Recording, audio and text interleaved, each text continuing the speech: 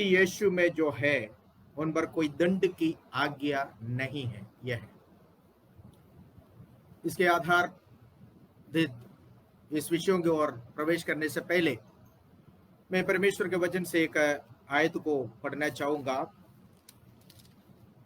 प्रेरितों के पुस्तक में उसका 17वीं अध्याय का 31वें आयत में इस प्रकार लिखा हुआ है, क्योंकि उसने एक दिन ठहराया है जिसमें वह उस मनुष्य के द्वारा धर्म से जगत का न्याय करेगा जिसे उसने ठहराया है, और उसे मरे हुए में से जिलाकर ये बात सब पर प्रमाणित कर दी है। Praise the Lord. प्रेमी और दयालु पिता परमेश्वर, धन्यवाद और शुक्रगुजार करते हैं प्रभु जी सुंदर समय के लिए। प्यारे खुदावंद, आपका वचन के लिए धन्यवाद देते हैं। आपका वचन जीवित है, प्रबल है, हर एक दो धारी तलवार से अधिक चौका है।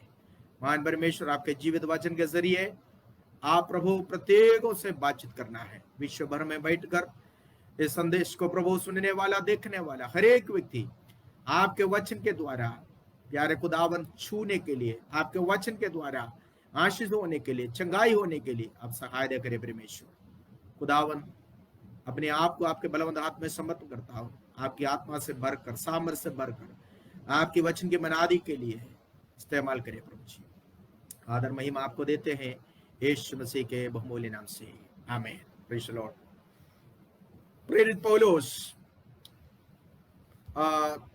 अपना मिशनरी यात्रा के दौरान, सेकंड मिशनरी यात्रा में जब ग्रीस में आया, खास तौर पर एथेंस में या अथेना में आया, उस समय पौलुस अपने साथियों का इंतजार में जब अथेना में बैठा हुआ था, पौलुस ने एथेंस सिटी को देखने के लिए एक बार निकल गया। जब वे उस सिटी को घूम घूम कर देख रहा था, उस सिटी के अंदर, शहर के अंदर पूरा मूर्तियों से भरा हुआ देखकर पौलुस के जी जल गया, और पौलुस वहां पर लोगों से परमेश्वर का वचन प्रचार करने लगा। सो एथेंस के लोग, आपको मालूम है, फिलोसफी में बहुत ही आगे हैं। कोई भी नई बातें कहीं से भी सुनने के लिए बड़ी इच्छा रखने वाले लोग हैं एथेंस के लोग। सो जब वे पौलुस के द्वारा सुनाया गया ये नया संदेश सुना, उन्होंने पौलुस को पकड़कर अरियुपगुस नामक एक जगह में लेकर आया। ठीक है, वो अरियुपगुस एक पहाड़ कहा जाता है, लेकिन एक्चुअली वो शहर, वो जगह जो है, उस सिटी का पूरा अधिकारी या अधिकार कंट्रोल करने वाले एक जगह है। वहां पर एक कचहरी होती है। ये कचहरी, लोग विश्वास करते हैं कि पूरा दोनों पार्टियों को शिकायत करने वाला, शिकायत जो है किया हुआ व्यक्ति और जिसके बारे में शिकायत किया, सभी को बराबर का न्याय दिलाने वाला, मिलने वाला एक कचहरी कहा जाता है अरियुपगुस की कचहरी। वहां पर कोई ऐसी वैसी बातें नहीं कह सकता, बल्कि वहां पर जो भी बातें बोलोगे वो सबूत के साथ बोलना पड़ेगा। और केवल इतना नहीं है, वहां पर इकट्ठा होने वाले लोग साधारण लोग नहीं है, बल्कि फिलोसफर्स है। क्योंकि ग्रीस, खासतौर पर अथेना के लोग फिलोसफी में बहुत ही आगे हैं। सो इस कारण वे पौलुस को वहां पर बुलाया, पौलुस को पकड़कर वहां पर खड़ा कर दिया। पौलुस अरियुपगुस के उस लोगों के बीच में खड़े होकर कहा हुआ बात है, जो 17वीं अध्याय का 22 से लेकर जो हम पढ़ते हैं। पौलुस ने कहा कि जब मैं तुम्हारी पौलुस कहता है, जब मैं फिरते हुए तुम्हारी पूजने की वस्तुओं को देख रहा था, तो एक ऐसी वेदी मुझे दिखाई पड़ी कि जिसमें लिखा हुआ है अनजाने ईश्वर के लिए। सो पौलुस ने कहा, इसलिए जिससे तुम बिना जानकर पूछते हो, मैं तुम्हें उसका सुसमाचार सुनाता हूं। ऐसे पौलुस अपना संदेश शुरू किया, उस संदेश में पौलुस आखिरी में संदेश वाइंड अप करने से पहले कहा हुआ एक आयत है जो हमने आज हमारी इस विषय की ओर बढ़ने से पहले हमने पढ़ा है। वहां पर पौलुस इस प्रकार कहा है कि अरियुपगुस के लोगों को अर्थात एथेंस के लोगों को, ग्रीस के लोगों को जीवित परमेश्वर की ओर पुकारते हुए, जीवित परमेश्वर की ओर चलने का इशारा करते हुए उसने ये भी कहा है कि जीवितों को और मरे हुओं को एक दिन न्याय होगा और परमेश्वर एक न्यायाधीश को ठहराया हुआ है। आप लोग सोचते हो अरियुपगुस के ये कचेरी दुनिया का सबसे बड़ा कचेरी है और यहां पर भी यहां से ही बिल्कुल जायज न्याय सभी को मिलेगा, लेकिन इससे भी ऊपर एक कचेरी है जो हर मनुष्य को, जिनके सामने उन न्यायाधीश के सामने एक दिन खड़ा होना पड़ेगा। और पौलुस यहां पर कहता है सब मनुष्यों का एक दिन एक न्याय होगा। उस न्याय परमेश्वर तय किया हुआ है, न्यायाधीश को भी तय किया हुआ है, न्याय का दिन भी तय किया हुआ है। इसलिए परमेश्वर ने उस विषय का पुष्टिकरण भी, उस विषय का सबूत भी परमेश्वर ने दिया है। क्या है सबूत? वो सबूत है वो न्यायाधीश जो भी होगा वो केवल मनुष्य नहीं होगा बल्कि मनुष्यों में से बढ़कर, जरूर वो मनुष्य का ही न्याय करेगा और मनुष्यों में से जी उठा हुआ एक व्यक्ति होगा। परमेश्वर ने उसको मृतकों में से जिलाकर उस न्यायाधीश होने का, उस न्यायाधीश के पद में बैठकर न्याय करने का अधिकार उनको दिया है कर पौलुस ने यहाँ पर अरियुपगुस के पहाड़ पर खड़े होकर जो वो प्रचार कर रहे थे, उन कचेरी के सामने, उन न्याय शास्त्रियों के, न्यायियों के सामने खड़े होकर बैठकर या पौलुस जब प्रचार कर रहे थे उसने इस बात का इशारा किया है। अब हम देखेंगे कि ये किस बात की न्याय है जो परमेश्वर करने वाला है। परमेश्वर क्यों संसार को न्याय करेगा? पौलुस कहता है एक न्यायाधीश है, तय किया हुआ है, एक न्याय का दिन भी तय किया हुआ है। वाई, क्यों? What is the reason? किस कारण से, क्यों परमेश्वर न्याय करेगा, किस बात का न्याय करेगा? उसको जानने के लिए हमें परमेश्वर का वचन धर्मशास्त्र की पहला पुस्तक उत्पत्ति की ओर जाना पड़ेगा। संसार में आज मनुष्य सामने करने वाला सबसे बड़ा समस्या पाप है। हर मनुष्य, हर मजहब पर विश्वास करने वाले लोग ये विश्वास करते हैं कि मनुष्य पापी है और मनुष्य अपने पापों से बचने के लिए नाना प्रकार की तरीकाएं जो उनको बता कर रखा हुआ है, जो उनको सिखा कर रखा हुआ है या उनके पूर्वजों के द्वारा जो कर दिखाया हुआ है, उन मार्गों को लोग अपनाते हैं। हर धर्म के, हर मजहब के लोग इस बात पर विश्वास करते हैं कि मनुष्य पापी है और एक पापी मनुष्य कभी स्वर्ग में जा नहीं सकता। इस कारण जीवित परमेश्वर को जो नहीं जानते वे भी अपने अपने तरीके से, वे अपने पापों से छुटकारा पाने के लिए तरह तरह की प्रक्रियाएं वो करते रहते हैं। उनके धर्म जो भी बातें उन्हें बताता है, उन्हें आज्ञा देता है, कहता है कि तुम्हें पापों से छुटकारा पाने के लिए ये करना होगा, ये करना होगा, वे उसको समय समय पर करता रहता है। लेकिन फिर भी मनुष्य उन बातों से तृप्त नहीं है। वो मरते दम तक जो है अपनी पापों की प्रायश्चित के लिए कुछ ना कुछ जरूर करता रहता है। बीमारी को इलाज करने से पहले बीमारी का रूट, बीमारी का कारण क्या है, इसको जानना बहुत जरूरी है। आज बीमारी का इलाज हो गया, लेकिन उसको जड़ से अगर इलाज कर निकाला नहीं तो कल को फिर वो बीमारी आ सकता है। सो पाप का जो जड़ है, पाप दुनिया में कैसे आ गया, कहां से आया, इसके बारे में कहने वाला एकमात्र एक पुस्तक परमेश्वर का वचन, पवित्र शास्त्र बाइबल है। बाइबल बताती है एक मनुष्य के द्वारा पाप दुनिया में प्रवेश किया और उसके द्वारा मृत्यु भी दुनिया में फैल गया। सो पाप इस संसार में प्रवेश किया। रोमियो की पत्री उसका 5वां अध्याय का 12वीं आयत में हम लोग इस प्रकार पढ़ते हैं कि पाप दुनिया में प्रवेश किया। इसका मतलब पाप इससे पहले कहीं और था। इस संसार में वो एंटर किया, इस संसार में वो प्रवेश किया है। ठीक है, पाप जब दुनिया में प्रवेश किया और उसका नतीजा मौत, पाप की मजदूरी मृत्यु है। वो मृत्यु समस्त मनुष्यों में फैल गया, लिखा हुआ है। इसलिए जैसा एक मनुष्य के द्वारा पाप जगत में आया और पाप के द्वारा मृत्यु आई, और इस रीति से मृत्यु सब मनुष्यों में फैल गया, क्योंकि सब ने पाप किया है। बाइबल बड़ी स्पष्ट रूप से कहता है पाप दुनिया में प्रवेश किया। ये दुनिया में पाप कैसे प्रवेश किया? द ओरिजिन ऑफ सिन, पाप जो है वो दुनिया में प्रवेश किया, कहीं और से आया। ये लंबा टॉपिक है, मैं उसके ओर नहीं जाऊंगा।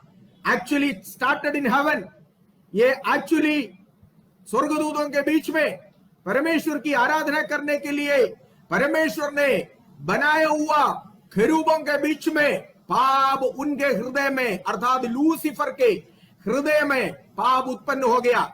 उसने प्रभु से बलवा किया, परमेश्वर को मिलने वाली आराधना को कब्जा करना चाहा। यशायाह नबी के पुस्तक उसका 14 अध्याय में अगर आप पढ़े, वहां पर इस प्रकार 5 बार शैतान ने कहा मैं परम प्रधान परमेश्वर के तुल्य हो जाऊंगा, मैं अपना सिंहासन उसके सिंहासन के ऊपर रखूंगा, मैं समागम पहाड़ पर मैं बैठकर विराजमान करूंगा, इत्यादि कई बार जो है उसने हृदय के अंदर परमेश्वर के जो है सन्मुख में खड़े होकर प्रभु की आराधना करने वाला खरूब के हृदय के अंदर जब ये विचार आया कि वो परमेश्वर का तुल्य बन जाएंगे, वो परमेश्वर के सिंहासन के ऊपर अपना सिंहासन रखना चाहता है, उसके हृदय के अंदर जब घमंड से भर गया, परमेश्वर ने उसको स्वर्ग से निकाल दिया और उसके हृदय के अंदर आया हुआ वो बलवा की आत्मा, वो बलवा करने वाला, परमेश्वर से बलवा करने वाला, वो जित की आत्मा जो है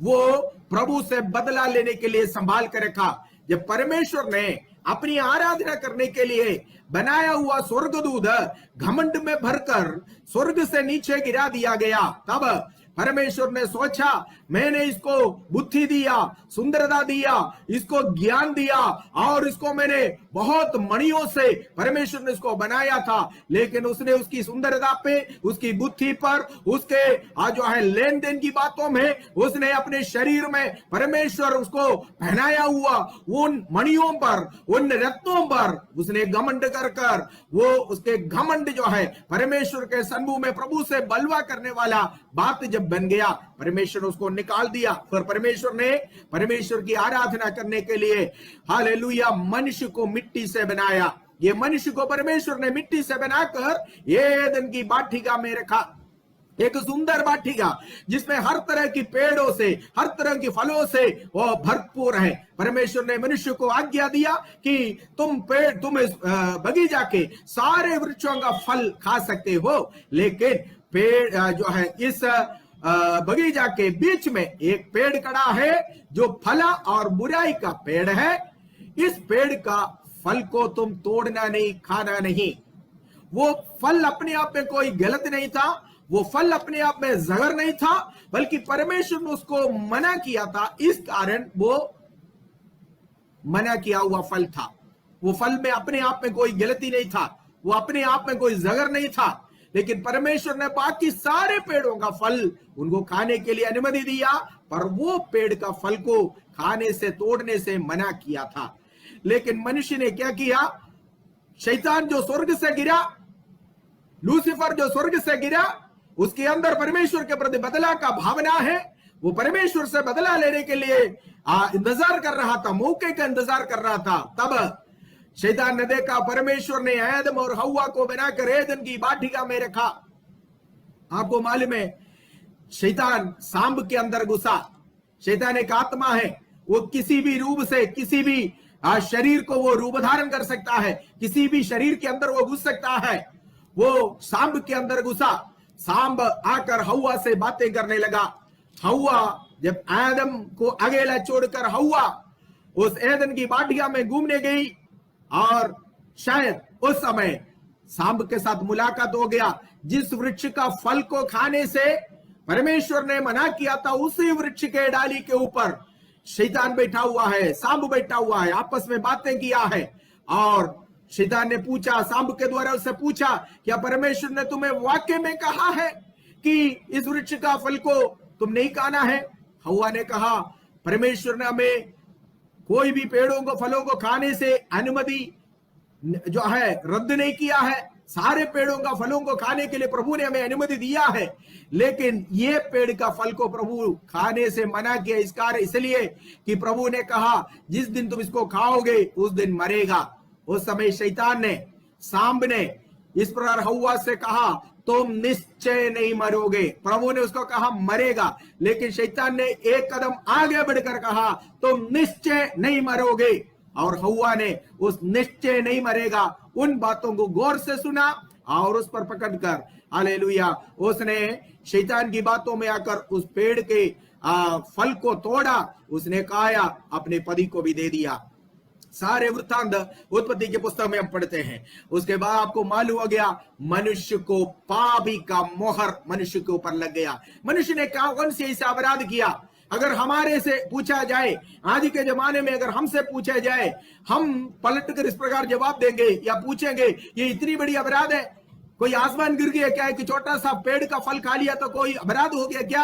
हम ऐसे पूछेंगे। परमेश्वर ने उस वृक्ष का फल जहर है इसलिए उनको मना नहीं किया था। परमेश्वर का वचन के अनुसार पाप जो है वो परमेश्वर की आज्ञा कुछ भी हो, छोटा हो या बड़ा हो, आज्ञा का उल्लंघन करना पाप होता है। कितना बड़ा आज्ञा कितना छोटा आज्ञा ये नहीं है, बल्कि आज्ञा का उल्लंघन करना पाप होता है। सो प्रभु ने उनको बोला नहीं खाना, बल्कि उन्होंने उस आज्ञा का उल्लंघन कर दिया। डिसोबीडियंस इज सिन। पाप जो है वो आज्ञा का उल्लंघन करना वो पाप होता है। परमेश्वर ने कहा नहीं खाना, लेकिन उन्होंने खाया, इस कारण में पापी ठहराया गया और उनके ऊपर पाप का मोहर लगी। ये पापी है। परमेश्वर उस दिन तक एदन वाटिका में उतर आते थे, मनुष्य के साथ बातचीत करते थे। आदम और हव्वा और परमेश्वर वे तीनों आपस में बात करते थे। एदन वाटिका में वे चलते फिरते थे। परमेश्वर के साथ मनुष्य के एक संगति था। परमेश्वर रोज मनुष्य के साथ संगति करने के लिए आता था। लेकिन जिस दिन वो पाप किया, उस दिन बाइबल बताती है कि सबने पाप किया और परमेश्वर की महिमा से रहित हो गया। जब उसने परमेश्वर की आज्ञा का उल्लंघन कर दिया, खुद को वो महसूस करने पाए अंदर से और बाहर से भी कि कुछ तो कमी हो गई है। क्या कमी हो गई है? उसने देखा अब तक उसके शरीर, अब तक उसका जो तन जो है वो उनको दिखाई नहीं दे रहा था, क्योंकि वो परमेश्वर की महिमा से भरपूर थे। परमेश्वर ने उन्हें महिमा का वस्त्र दिया था पहनने के लिए। परमेश्वर का वस्त्र, महिमामय वस्त्र परमेश्वर अपने बच्चों को भी दिया था। लेकिन जब उसने पाप किया, सबसे पहले उन्होंने अपने शरीर में महसूस किया कि जो वस्त्र प्रभु ने उन्हें दिया था वो वस्त्र उनसे अलग हो गया, अर्थात पाप का नंगेपन उनके जीवन में प्रकट हो गया है। वे एक दूसरे को देखा, दोनों को मालूम चल पड़ा कि वे नंगे हैं। इस कारण वे जाकर पेड़ के नीचे छुपा और अपने पाप के नंगेपन को कवर करने के लिए उन्होंने अंजीर के पत्ते तोड़कर अंगरखा बनाकर वे अपने पापों को छिपाने के लिए कोशिश किया। लेकिन परमेश्वर उस दिन भी, जैसे परमेश्वर रोज आते थे, उस दिन भी परमेश्वर वाटिका में उतर आया। परमेश्वर की चलने की आवाज सुनकर आदम और हव्वा घबरा गया और वे पेड़ के पीछे छिप गया। प्रभु ने पूछा तू कहां है? आदम का जवाब, हम नंगे हैं इसलिए छुपा हुआ है। प्रभु ने पूछा, जिस पेड़ का वृक्ष को फल को मैंने तुम्हें खाने से मना किया था, क्या तुमने उसको खाया? उस समय हाँ प्रभु, गलती हो गया, ये कहने के बदले उसने क्या किया? अपने गलती अपने पत्नी के ऊपर डाल दिया। हव्वा के ऊपर डाल दिया। आज भी संसार में यही हम देख रहे हैं, कोई भी अपनी गलती को मानने के लिए तैयार नहीं है। मैं ही सही हूं, बाकी सब गलत है, मैं सही हूं, वो गलत है, ये जो है आज भी इंसान कह रहा है। आदम को जो प्रभु ने पूछा, प्रभु गलती हो गया, मेरे से माफ करो कर कर, वो प्रभु से माफी मांगने के बदले परमेश्वर ने, प्रेज़ द लॉर्ड, जब उससे पूछा, उसने अपनी पत्नी के ऊपर छोड़ दिया है। बोले अब जिस स्त्री को तूने मेरे साथ रहने के लिए दिया, उस स्त्री ने दिया और मैंने खाया, मेरे क्या गलती है, मेरे क्या कसूर है? ये स्त्री ने मेरे को दिया, मैंने खाया, ये स्त्री तो आप ही का दिया हुआ है, ये तो मेरी अर्धांगिनी है, ये तो मेरी पत्नी है, आपने तो मेरे पास इसको लाकर मुझे मिला दिया, मेरे हाथ में थमा दिया, आपने तो मुझे इसको दिया था। What did I do? I did nothing. मैंने कुछ नहीं किया, बल्कि ये स्त्री ने किया, क्योंकि इसका कसूर, ये कसूर ये स्त्री का है। अगर स्त्री का कोई जिम्मेदार है तो आप है, मतलब इनडायरेक्टली आदम ने प्रभु को दोषी ठहरा रहा था कि ये स्त्री को आपने क्यों मुझे दिया, ये स्त्री को मेरे साथ रहने के देने के कारण ये स्त्री ने मुझे दिया, मैंने खा लिया। मतलब आदम अपनी सफाई दे दिया कि वो पूरी तरह निष्कलंक है इस बात में। स्त्री से पूछा, स्त्री कहां मानेंगे, वो भी नहीं मानने वाले हैं, वो तो बिल्कुल जो है मानने के लिए राजी नहीं। हाँ जी, मैंने गलती किया। आज भी ऐसे ही है, हम कहीं भी देखे लोग अपने गलतियों को नहीं मानते। घरों में फूट होने के कारण, परिवार में फूट होने के कारण, समाज में फूट होने के कारण यही है कि मनुष्य अपने गलती को एक्सेप्ट नहीं करते हैं। मनुष्य अपने किया हुआ कर्म को, पाप को, अपराध को मानते नहीं है।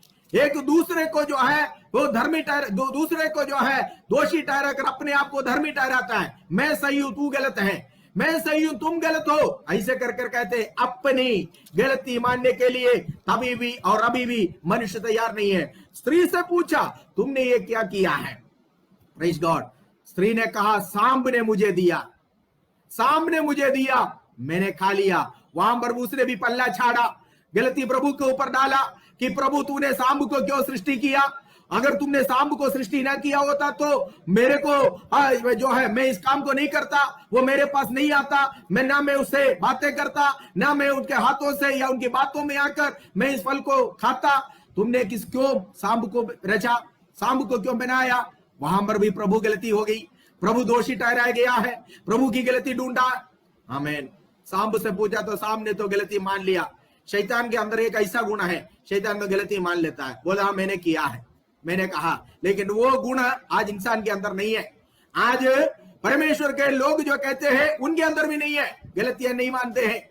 सो परमेश्वर ने आदम को न्याय किया, स्त्री को न्याय किया, सांप को न्याय किया, केवल इतना नहीं, पृथ्वी को भी न्याय किया।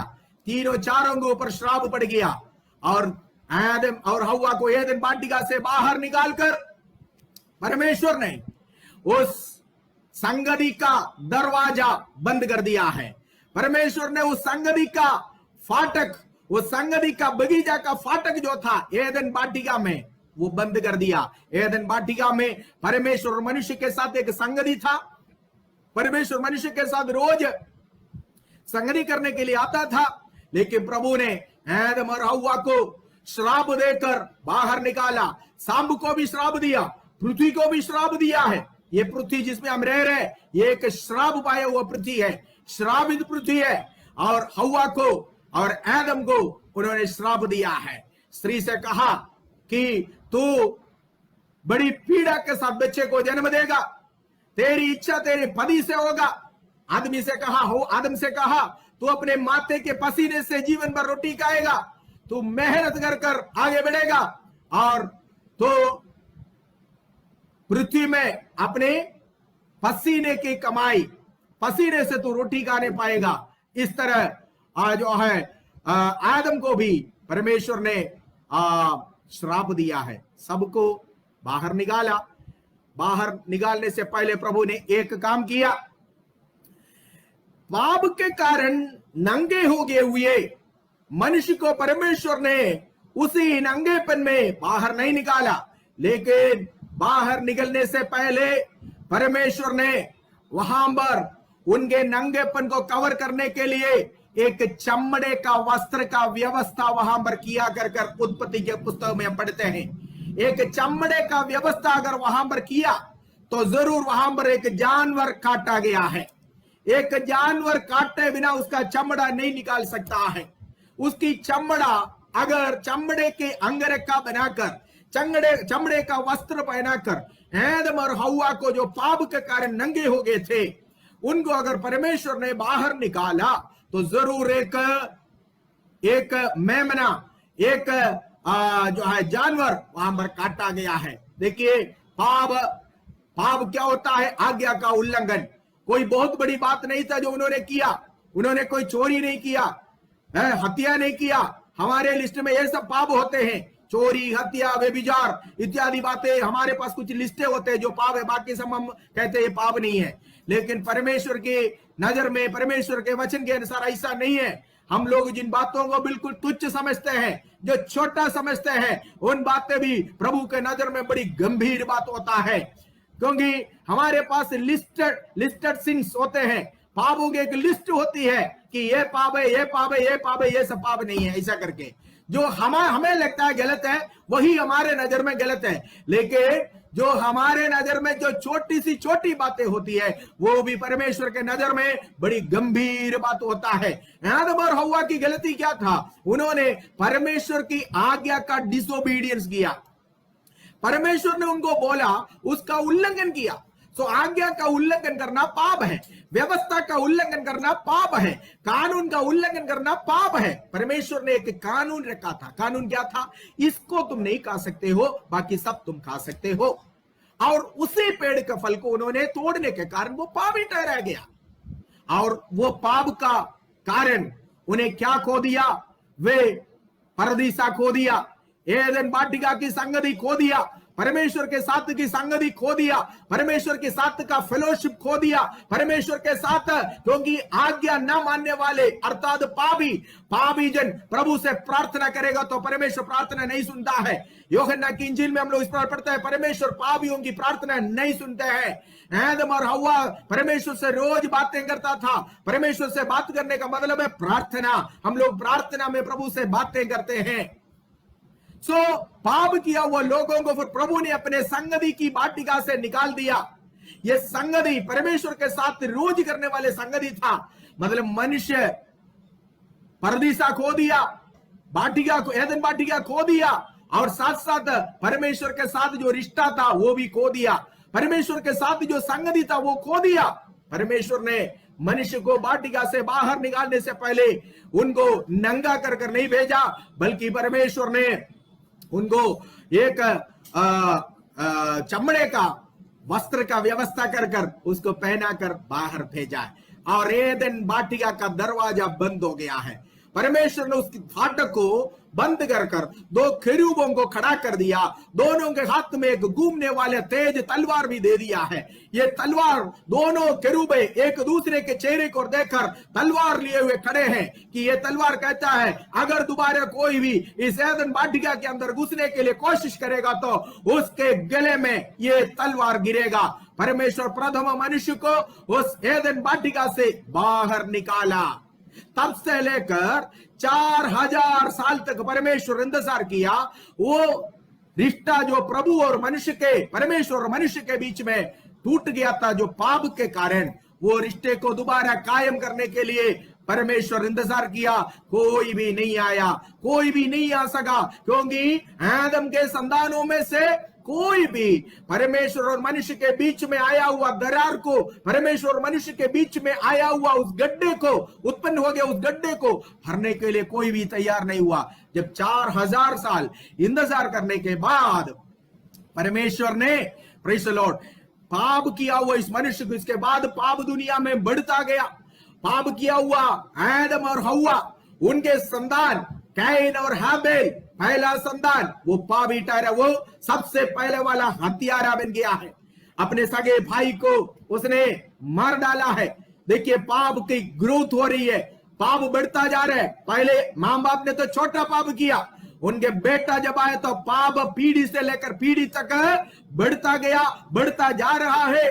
कैन के समय में जब आया वो एक हत्यारा बन गया, अपने भाई को उसने हत्या कर दिया है। पहला हत्यारा काइन बन गया है। इसी प्रकार आमीन, पाप जब बढ़ गया है, दुनिया में पूरा पाप भर गया। नूह के समय में आया, परमेश्वर ने पाप को बर्दाश्त नहीं कर सका। परमेश्वर ने उस समय के पीढ़ी को पानी में डुबाकर तमाम पापियों को न्याय कर कर नूह और उसके परिवार को बचा लिया। फिर परमेश्वर ने सोचा कि आगे को सही रहेगा, लेकिन आगे फिर पाप बढ़ता गया।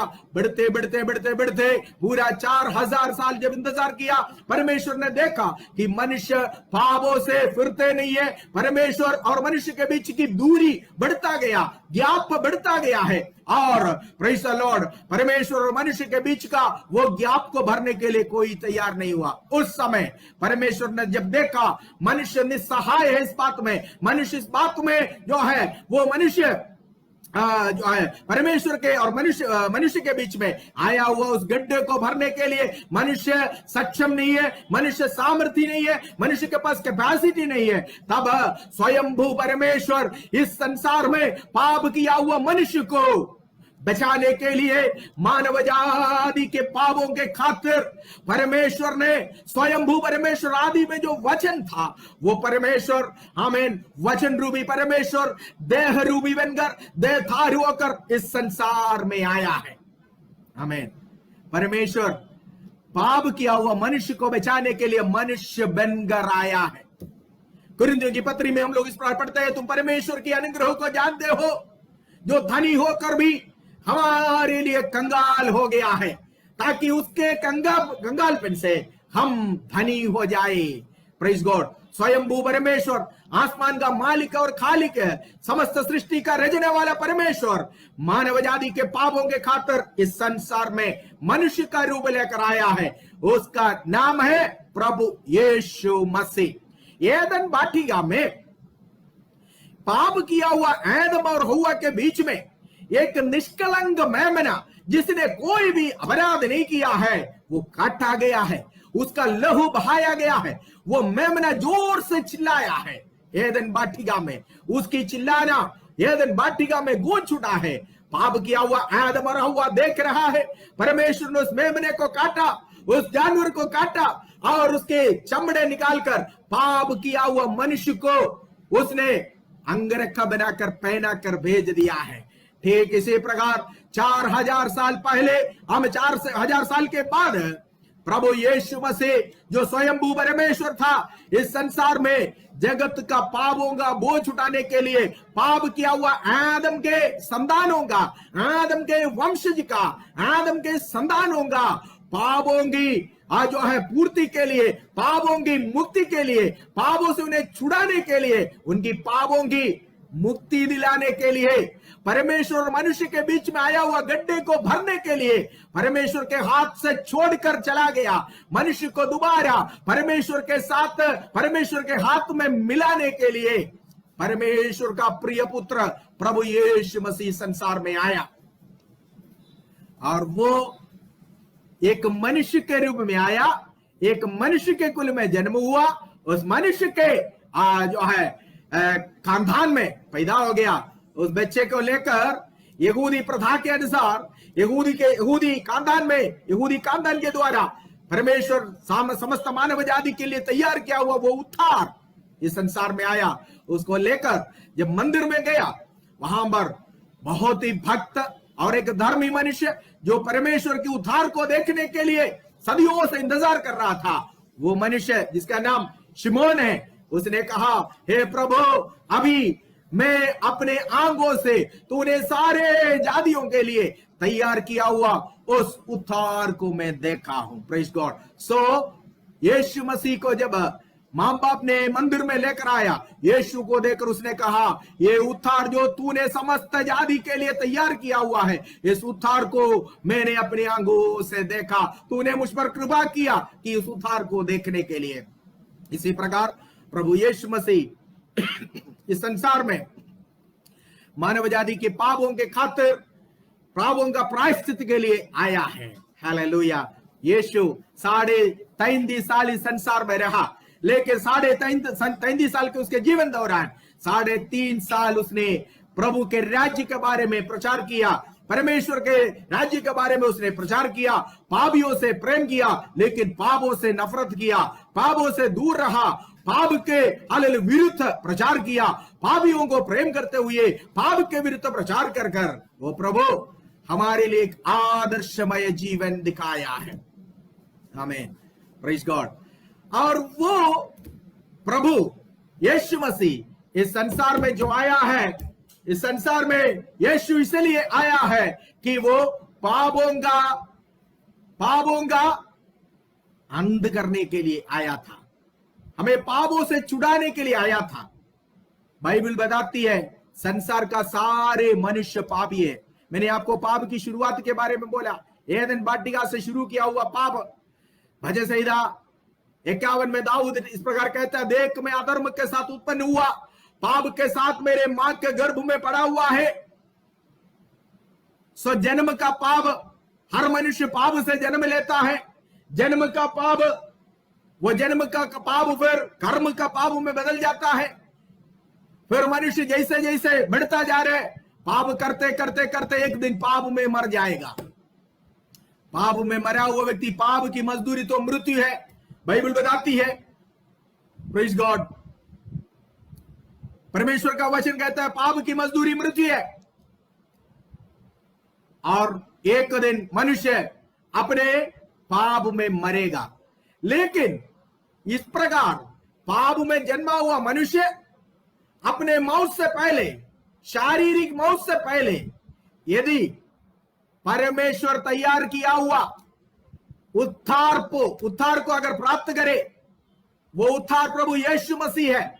वो यीशु मसीह को अगर अपने जीवन के मुक्तिदाता के रूप में, उद्धारकर्ता के रूप में कबूल करे, हृदय से विश्वास कर कर, दिल से विश्वास कर कर, मुंह से अगर अंगीकार करे, तो निश्चय वो उद्धार पाएगा, निश्चय वो पापों से उद्धार पाएगा। रोमियो की पत्री 8वां अध्याय का पहले आयत में इस प्रकार हम लोग पढ़ते हैं, उन पर अब जो यीशु मसीह में है उन पर कोई दंड की आज्ञा नहीं है। इसी प्रकार यीशु मसीह को कबूल किया हुआ लोग, यद्यपि वो पाप में जन्मा, यद्यपि वो पाप में जीवन बिताया, यद्यपि वो पाप में जीवन बिताता रहा, लेकिन मौत से पहले अगर यीशु मसीह के साथ मुलाकात हो गया, अपना पापमय जीवन छोड़कर यीशु जो परमेश्वर की ओर से तैयार कर कर भेजा हुआ उद्धार है, उस उद्धार को अगर ग्रहण करे, उस उद्धारकर्ता को अगर ग्रहण करे, उद्धारकर्ता पर विश्वास करे, तो निश्चय वो पाप की दंड जो परमेश्वर समस्त मानव जाति के लिए एक दिन, एक न्याय का दिन ठहरा कर सारे मानव जातियों को न्याय करने के लिए ठहराया हुआ है, उस दिन की न्याय की दंड से बच सकता है। Praise the Lord. क्योंकि मनुष्य के पापों से मनुष्य को छुड़ाने के लिए परमेश्वर तैयार किया हुआ उद्धार प्रभु यीशु मसीह है। इसलिए रोमियो की पत्री में प्रेरित पौलुस कहता है कि जो मसीह यीशु में है उन पर कोई दंड की आज्ञा नहीं है। सो हमारे कर्म मार्ग में कभी स्वर्ग में नहीं ले जाएगा। हमारे कर्म मार्ग के द्वारा हमारे पापों से हम उद्धार नहीं पा सकता है। जो दंड की आज्ञा परमेश्वर देने के लिए तय किया हुआ है परमेश्वर की ओर से, समस्त मनुष्य जाति को, समस्त मानव जाति को परमेश्वर देने वाला दंड की आज्ञा से अगर बचना है तो एकमात्र एक मार्ग है। Praise God. परमेश्वर तैयार किया हुआ उस उद्धार को, जो शिमियोन ने कहा, वो उद्धार को प्राप्त करने के अलावा, उस उद्धार को कबूल करने के अलावा, उस उद्धार को स्वीकार करने के अलावा, उस उद्धार को अपने जीवन में अपनाने के अलावा, उसके साथ एक रिश्ता बनाने के अलावा परमेश्वर को उस न्याय के दंड से हम नहीं बच सकते हैं। Praise God. इसलिए जो कोई मसीह में है उनके ऊपर कोई दंड की आज्ञा नहीं है। ये कौन सी दंड की आज्ञा है? पाप की दंड की आज्ञा। प्रतिदिन मनुष्य पाप में बढ़ता जा रहा है। पाप शैतान जो है वो पाप, वो पहले से हत्यारा है, वो पाप कराता रहता है। मनुष्य का टेंडेंसी पाप की ओर है, पाप की ओर, पाप करने की एक टेंडेंसी मनुष्य के जीवन में होता है। कैन से प्रभु ने इस प्रकार कहा, उत्पत्ति के पुस्तक उसका 3 का 4 का 14 अध्याय में हम लोग इस पर पढ़ते हैं। कैन से प्रभु ने कहा, पाप तेरे डेवड़ी पर पड़ा हुआ है, उसकी लालसा तेरी ओर है, तुम उसको अपने वश में करना है। सो मनुष्य के प्रति, मनुष्य की ओर पाप की एक लालसा है। पाप हमेशा मनुष्य को गिराना चाहता है, तरह तरह की बातों से वो हमें पाप में फंसाना चाहता है। पाप में गिरा हुआ मनुष्य, और प्रेरित पौलुस 7वां अध्याय में जो है रोमियो की पुस्तक, जो रोमियो की पत्री, उसका 7वां अध्याय में प्रेरित पौलुस ने इस प्रकार पूछा है कि मैं कितना अभागा मनुष्य हूं, मुझे इस मृत्यु की देह से कौन छुड़ाएगा। ओ मैं कितना अभागा मनुष्य हूं, वो unto me what a wretched man I am, who will deliver me from this decaying body। मेरे को, मुझे इस सड़ने वाला शरीर से, इस मरणहार शरीर से कौन छुड़ाएगा। क्योंकि ये शरीर पाप के कारण, पाप की लालसा इस शरीर में है, और ये शरीर एक दिन पाप के कारण मरकर मिट्टी में मिल जाएगा। लेकिन शरीर तो मिल गया, लेकिन आत्मा तो नहीं, आत्मा मरता नहीं है। परमेश्वर शरीर में किया हुआ पाप का न्याय हमारे आत्मा को भुगतना पड़ेगा। परमेश्वर हमारे आत्माओं को न्याय करने वाला है। यही बात है प्रेरित पौलुस कहता है। अरियुबुगुस पहाड़ के ऊपर खड़े होकर पौलुस कहता है, परमेश्वर सारे जीवितों को और सारे मरे हुओं को एक दिन न्याय करेगा। मरे हुए लोगों का कैसे न्याय करेगा? मिट्टी में तो मिट्टी ज्यों का त्यों हो गया, शरीर तो सड़ गया, फिर कौन सी क्या बात रह गया न्याय करने के लिए? शरीर ही तो सड़ गया, लेकिन आत्मा तो नहीं सड़ा। आत्मा शरीर में रहकर किया हुआ तमाम पापों का न्याय का दंड पाएगा एक दिन। अगर हमारी आत्माएं परमेश्वर की ओर से, परमेश्वर दुष्टों को, धर्मियों को, पापियों को एक दिन न्याय करेगा।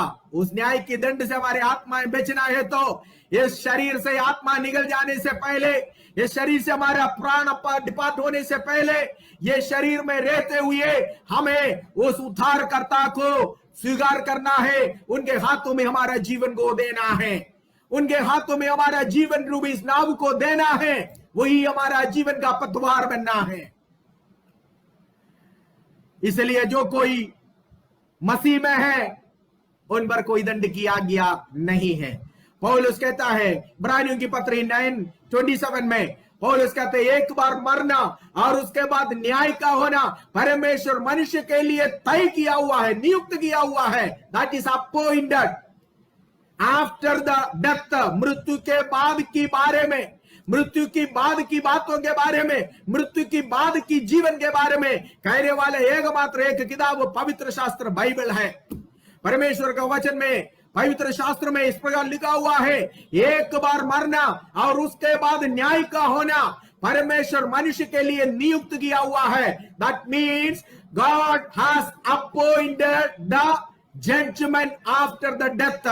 मृत्यु के बाद मनुष्य के लिए परमेश्वर ने एक जजमेंट तैयार करके रखा हुआ है।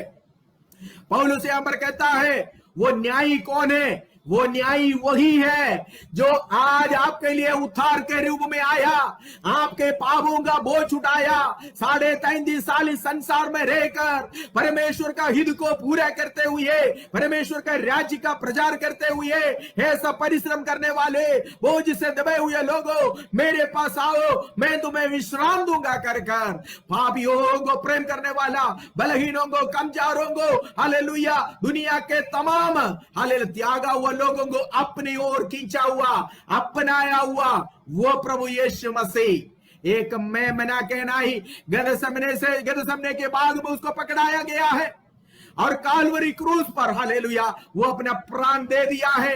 एदन वाटिका में जैसे वो मेमना पाप किया हुआ आदम और हव्वा के लिए काटा गया, जोर से चिल्लाया, उनका लहू बहाया गया एदन वाटिका में, ठीक इसी प्रकार पाप किया हुआ आदम के संतानों के लिए विश्व भर में समस्त मानव जाति के पापों के खातिर यीशु मसीह मेरे और आपके समस्त मानव जाति के पापों का बोझ क्रूस के रूप में अपने कंधे पर उठाकर गदसमने से लेकर कालवरी तक गया है। कालवरी क्रूस पर यीशु को क्रूस पर चढ़ाया गया। वो एक देशद्रोही नहीं था, उसने कोई ऐसे अपराध नहीं किया है, ऐसे कोई भी बातें प्रभु ने नहीं किया, फिर भी वो निष्पाप होने के बावजूद भी दोषी ठहराया गया। कुरिन्थियों की पत्री पहला कुरिन्थी 5:21 में हम लोग पढ़ते हैं, जो पाप से अनजान था वो हमारे खातिर पापी ठहराया गया है। जो पापों से अनजान था, जिसने कभी पाप को छक्का नहीं है, जिसने कभी पाप किया नहीं है, जिसने कभी पाप का लालचना भी जिसके अंदर नहीं था, वो हमारे खातिर पापी ठहराया गया।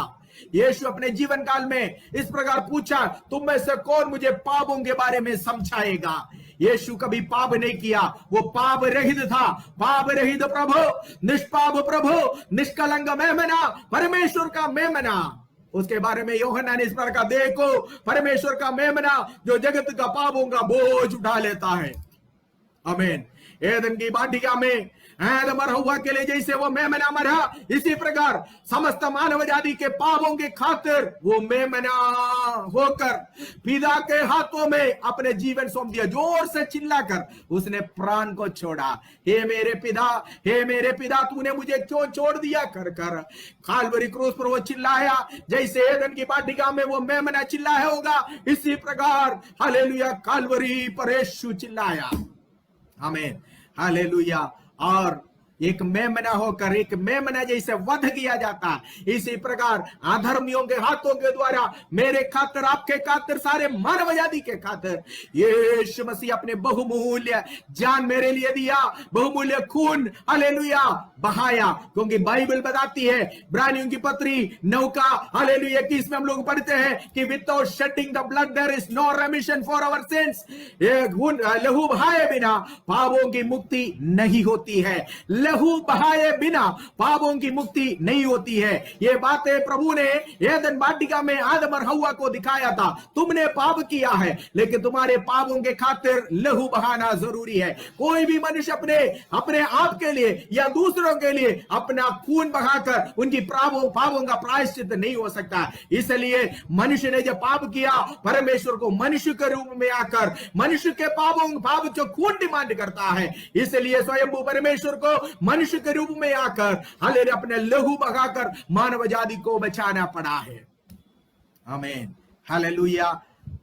मनुष्य आज समस्त विश्व भर में रहने वाला, प्रभु को ग्रहण किया हुआ, प्रभु को नहीं ग्रहण किया हुआ लोग है। आमीन। ग्रहण किया हुआ लोगों के अंदर भी पाप है। दाऊद राजा कहता, मेरा गुप्त पाप में हमेशा मेरे सामने रहता है। हालेलुया। सारे पाप, चाहे वो गुप्त पाप हो या खुल्लम गुल्लम की पाप हो, आमीन, प्रभु को ग्रहण किया हुआ लोग, प्रभु को ग्रहण नहीं किया हुआ लोग, सभी के पापों के बदले प्रभु ने अपना प्राण कालवरी क्रूस पर दे दिया। पौलुस कहता है, इसलिए जो कोई यीशु मसीह में है, जो कोई मसीह में है, उनके ऊपर कोई दंड की आज्ञा नहीं है। Praise God. जो कोई इस मेमने को कबूल करे, जो कोई इस मेमने को स्वीकार करे, प्रेज द लॉर्ड। बाइबल में रोमियो की पत्री 10 का 9 में हम लोग 8 और 9 में हम लोग इस प्रकार पढ़ते हैं, यदि तो प्रभु यीशु मसीह को परमेश्वर का पुत्र कर माने और विश्वास करे कि परमेश्वर ने उसे मरे हुए में से जिलाया, तो तू निश्चय उद्धार पाएगा। हमें कर्म मार्ग के द्वारा चलने की जरूरत नहीं। हमारा कर्म में कभी भी पापों से मुक्ति नहीं देगा, बल्कि विश्वास। क्या विश्वास करना? यीशु परमेश्वर का पुत्र है, परमेश्वर ने उससे मरे हुए में से जिलाया। अगर तू ऐसे हृदय से विश्वास कर मुंह से अंगीकार करेगा, जो कोई ऐसे करेगा उन सबको परमेश्वर उद्धार मुफ्त में देता है। उन सब के ऊपर से परमेश्वर न्याय का दंड हटा देता है। खोजा, इथियोपिया से आया हुआ खोजे ने इसी प्रकार विश्वास किया और उसने यीशु मसीह के मारे जाना, गाड़े जाना, जी उठने के बारे में यशायाह नबी के पुस्तक 53 अध्याय में पढ़कर फिलिप्पुस ने जब शेयर किया परमेश्वर का वचन, उसने ये सुनकर ऑन द वे में यीशु मसीह का मारे जाना, गाड़े जाना, जी उठने के संग अपने आप को जुटने वाला बपतिस्मा लेकर आनंदित करते हुए अपने वह अपने रास्ते में चला गया है। Praise God. जो कोई परमेश्वर तैयार किया हुआ ये उद्धार, परमेश्वर तैयार किया हुआ ये उद्धारकर्ता को जो कोई स्वीकार करेगा उनके ऊपर दंड की आज्ञा नहीं है। पौलुस कहता है प्रेरितों के पुस्तक 17वें अध्याय का 31 है जो हमने पढ़ा है, उसमें प्रेरित पौलुस कहता है एक मनुष्य को परमेश्वर ने नियुक्त किया है उस न्यायाधीश होने के लिए। कौन है? मनुष्य को, मानव जाति को न्याय करने के लिए मनुष्यों में से एक न्यायाधीश होना जरूरी है। इसलिए परमेश्वर ने यीशु मसीह जो परमेश्वर था उसके एक मनुष्य के रूप में भेजा। ये मनुष्य होकर वो मरा हमारे लिए, और केवल इतना नहीं है, वो ईश्वर होकर, परमेश्वर होकर हमारे लिए जी उठा है। मनुष्य होकर मरा, मनुष्य होकर हमारे लिए जान दिया, मनुष्य होकर हमारे लिए खून बहाया, लेकिन परमेश्वर ने उसको मृतकों में से जिलाया है। पौलुस कहता है उस न्यायाधीश का योग्यता वो मृतकों में से जी उठा हुआ व्यक्ति है। मृतकों में से उसको जिलाकर परमेश्वर उसका पुष्टिकरण किया है, परमेश्वर उसको स्थापित कर दिया है, इसकी प्रमाणित किया गया है। इसका प्रमाण क्या है? वो मृतकों में से जी उठा। कौन है मृतकों में से जी उठा? आज तक मृतकों में से जी उठकर अब तक जीवित रहा हुआ एकमात्र एक व्यक्ति है, वो प्रभु यीशु मसीह है। अगर ऐसा है तो पौलुस कहता है वही होगा समस्त मानव जाति को न्याय करने का वो न्यायाधीश जिसको परमेश्वर ने चुनकर अपॉइंटमेंट किया है, जिसको परमेश्वर चुनकर अपॉइंटेड किया है। Praise God. और वो मृतकों में से जी उठकर ये बात का प्रमाणित कर दिया वो मनुष्य नहीं बल्कि वो ईश्वर है। हालेलुया। Praise God. मानव जाति को न्याय करने के लिए प्रेज द लॉर्ड परमेश्वर ने प्रभु यीशु को नियुक्त किया है। परमेश्वर प्रभु यीशु मसीह ने आमीन अपने जीवन काल में उसने इस प्रकार का यूहन्ना की इंजील अगर 5 का अध्याय का 22वें आयत को यदि हम पढ़े वहां पर इस प्रकार लिखा हुआ है, यूहन्ना 5 के 22 में हम लोग पढ़ते हैं, इस प्रकार लिखा हुआ है कि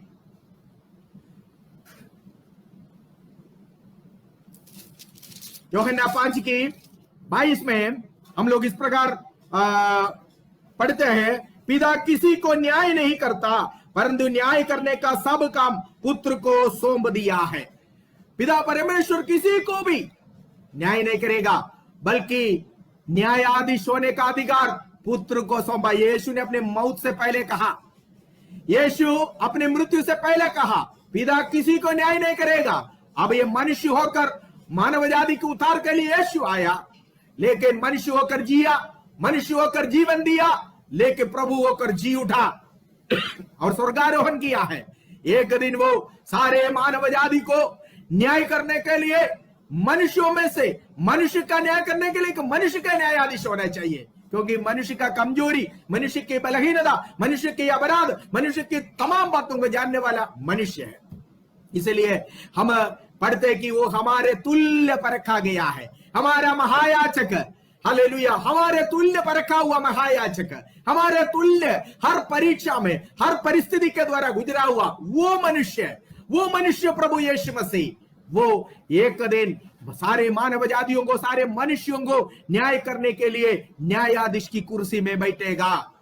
पौलुस यही बात तो कह रहे, अरियुबुस के सभा में खड़े होकर पौलुस कहता है परमेश्वर ने एक मनुष्य को नियुक्त किया है कि उनके द्वारा सारे दुनिया न्याय किया जाएगा, और वो एक दिन तैयार किया हुआ है, एक दिन के लिए वो न्यायाधीश को भी तय किया हुआ है। ये न्यायाधीशों ने पौलुस प्रूफ करता है जिसने मृतकों में से जी उठा। सबको पता है अभी तक मृतकों में से जी उठा हुआ एकमात्र व्यक्ति प्रभु यीशु मसीह है, जी उठकर आज भी जो जीवित रहा हुआ है। यीशु ने कहा प्रकाशित वाक्य में, देख मैं मरा हुआ था लेकिन जी उठा हूं, हमेशा के लिए मैं जीवित रहता हूं। एक बार वो मरा, जी उठा, अब हमेशा के लिए जीवित रहा हुआ वो प्रभु एक दिन न्यायाधीश जो है कि कुर्सी पर वो प्रभु बैठेगा। यूहन्ना 5 की 27 में हम लोग इस प्रकार पढ़ते हैं, प्रेज़ द लॉर्ड, आमीन। 5 का उसका 27वें आयत में लिखा हुआ है कि वरन उसे न्याय करने का भी अधिकार दिया है, इसलिए कि वो मनुष्य का पुत्र है। देखो, मनुष्यों को न्याय करने के लिए यीशु को न्याय करने का अधिकार इसलिए दिया है कि यीशु स्वयं मनुष्य का पुत्र होकर इस संसार में आया था। यद्यपि वो रूप में मनुष्य था, स्वभाव में ईश्वर था, मनुष्य का रूप में आया, मनुष्य का रूप होकर हालेलुया आने के कारण परमेश्वर का स्वभाव, मनुष्य का रूप, ये दोनों था यीशु के अंदर। इस कारण वो मनुष्य को न्याय करने के लिए उचित न्यायाधीश है। इस कारण वो मनुष्य का पुत्र कहलाने के कारण, मनुष्य का कुल में पैदा होने के कारण, मनुष्य होकर 33.5 साल इस संसार में रहने के कारण, मनुष्यों के बीच में रहकर मनुष्यों से जान पहचान होने के कारण, मनुष्य के सारे स्वभावों को, गुणों को, कमियों को, घटियों को जानने के कारण मनुष्यों को न्याय करने के लिए वो उचित न्यायाधीश है, क्योंकि वो मनुष्य का पुत्र है। Praise the Lord. एक दिन वो न्याय करेगा, समस्त मानव जाति को न्याय करेगा। पहले दफा वो जीवन देने के लिए, उद्धारकर्ता के रूप में हमें उद्धार करने के लिए, बचाने के लिए आया। लेकिन दोबारा जब वो आएगा, अब वो जिस कुर्सी पर बैठेगा, वो कुर्सी उद्धार करने वाले का कुर्सी नहीं होगा, उद्धारकर्ता का कुर्सी नहीं होगा, न्यायाधीश का कुर्सी होगा। पौलुस कहता है जगत को न्याय करने के लिए, जगत को, संसार को, आमीन, हालेलुया, न्याय करने के लिए। केवल ऐसी वैसी न्याय नहीं है। अथेना के लोग विश्वास करते थे कि अरेयुबुगुस की कचहरी सबसे न्याय दिलाने वाला, सबसे उत्तम न्याय दिलाने वाला कचहरी है। लेकिन पौलुस कहता है कि एक दिन ठहराया उसने, उसमें वो सब मनुष्य के द्वारा धर्म से न्याय करेगा। इस संसार के कोई भी कोड़दी में, कोई भी कचहरी में हमें धार्मिकता के एक न्याय नहीं मिलेगा। लेकिन एक ही एक कचहरी होगी, एक ही एक कोड़दी होगी, एक ही एक कोर्ट होगी, एक ही एक न्यायाधीश होगा जो सब व्यक्तियों को धर्म से न्याय करेगा। वो प्रभु यीशु मसीह की कोर्ट में है, वो प्रभु यीशु मसीह की कचहरी में है।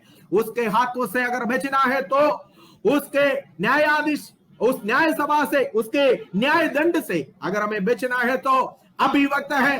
शरीर से प्राण अलग होने से पहले, शरीर से हमारा आत्मा निकलने से पहले यीशु मसीह को ग्रहण कर कर, उनके वचन के अनुसार उसको हालेलुया पापों से तौबा कर कर, मन फिरा कर, आमीन, प्रभु यीशु मसीह का मारे जाना, गाड़े जाना, जी उठने के संग अपने आप को जुड़ने वाला बपतिस्मा लेकर, पवित्र जीवन बिताकर, अलगदाई का जीवन बिताकर यीशु के पीछे चलना है।